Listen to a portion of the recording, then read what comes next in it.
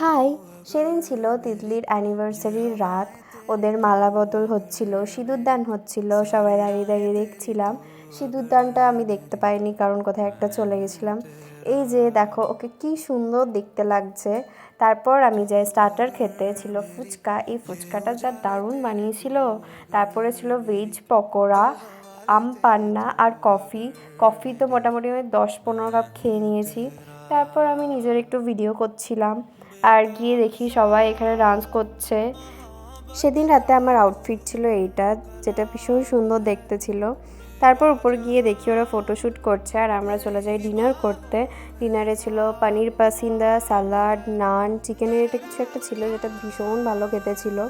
তারপরে চলে এলো ভাত, ডাল আর এঁচোড় চিংড়ি। এখানে দেখো বিয়ে হচ্ছে, খাওয়া দাওয়া হচ্ছে, ডান্স হচ্ছে, আর ইনি তো খেলায় দেখে যাচ্ছেন। যাই হোক, তারপরে এলো চিকেন কষা, চাটনি, পাঁপড়, রসগোল্লা। এই তিনটেই আমি খাইনি। তারপর এখানেও আমি সন্দেশ 2টো নিয়েছিলাম, আইসক্রিমও 2টো নিয়েছিলাম, কিন্তু আইসক্রিমটা খেতে পারিনি। তারপর ছিল পাস পাস আর জোয়ান। ডিনার করে আমরা তারপরে বাড়ি চলে এলাম।